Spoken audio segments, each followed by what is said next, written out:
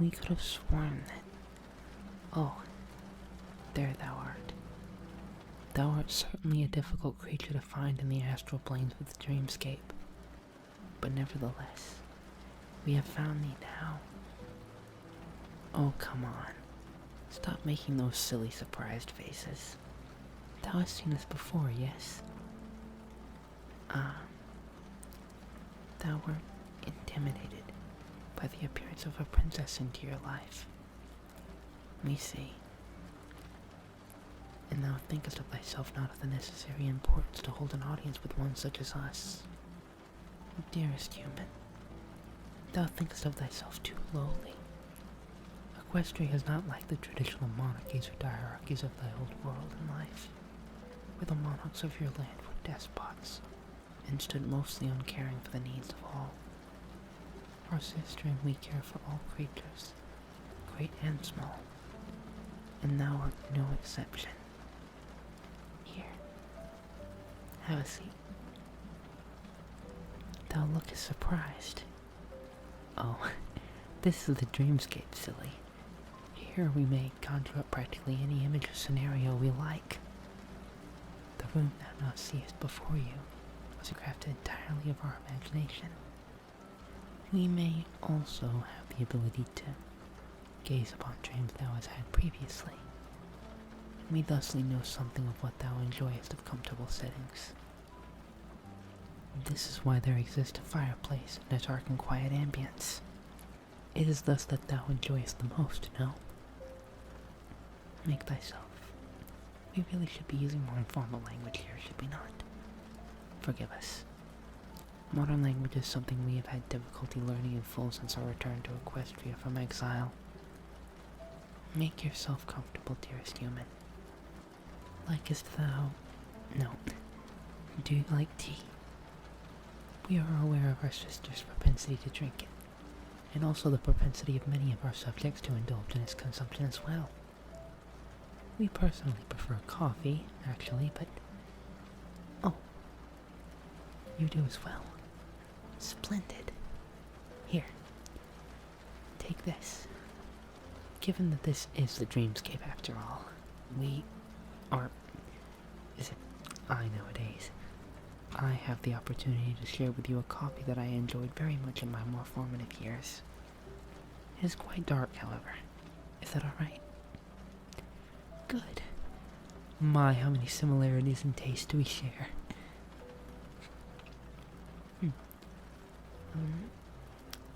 So, how art thou? I mean, how are you? Your answer is unsatisfactory. Fine does not describe how you have been thinking of yourself lately. You truly are your own worst enemy, you know. Don't look at me like that. I know how you have thought of yourself in recent weeks. The self-flagellation you have effected upon yourself threatens to compete with the tentative I created for myself. Dearest human, I know you may have heard it from many, and I know you may hear it several times or more, but I would like you to know this. You are loved, cherished, worthful, and do not try to tell me in this moment that you are not.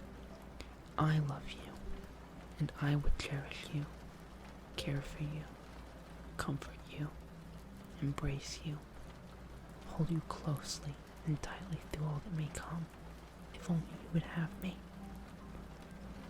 Yes, it is true. I would like to tell you a story.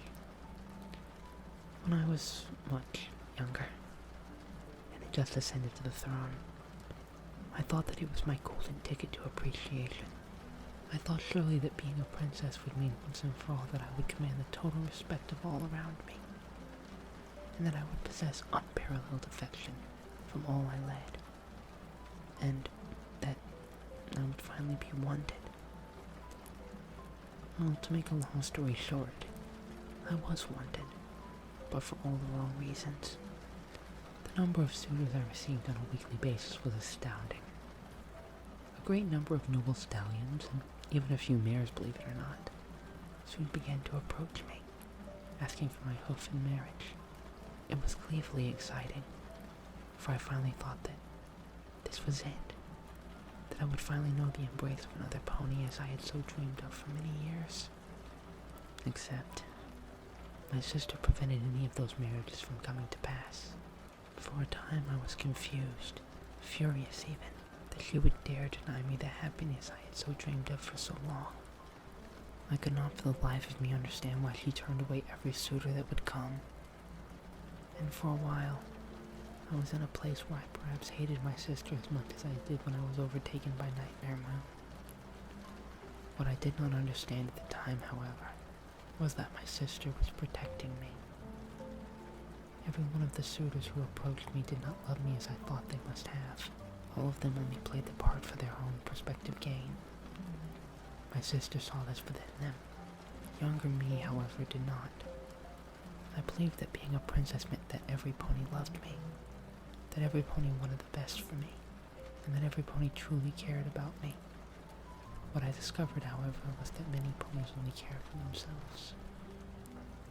Needless to say, when I discovered this, I was, well, I suppose the word heartbroken does not even fully encapsulate what I felt.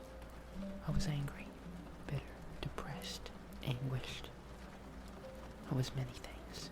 The truth I had held sacred and dear for the whole of my life was not in fact true at all. It was a beautiful fantasy I had pulled across my eyes to distract myself from the reality that not every pony would have my best interest in mind, even if I had their best interest in mine. It was under this idea that I operated upon for a long while.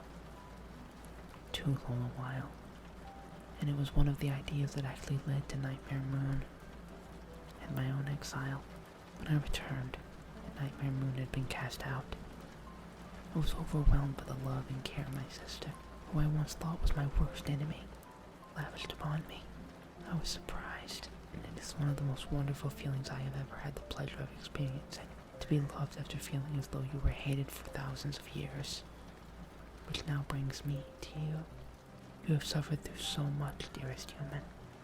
You are more like me than I think you would care to admit.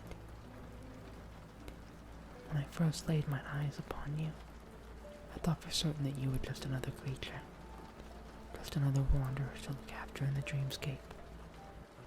Like the so many millions of ponies all throughout Equestria, you turned out to be very much different than they.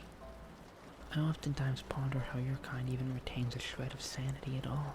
We ponies know our destiny from the moment our cutie marks appear on our flanks. It is written in stone what we are to be, what we are to do, what we are to be good at, and for most, this brings a serene sense of comfort. But for you do not know like we do. You were never told by the stars above what it is you are destined to be skilled at. Your future is never secured, not by the leaders of your nation, by markings that appear upon you, nor by the circumstances of your birth. Usually, you must find and forge a way for yourself, always, and that, in and of itself, must be terrifying. And yet, here you are. You have stood the test of time thus far, to be sitting here in front of me. In the dreamscape, of course, but still.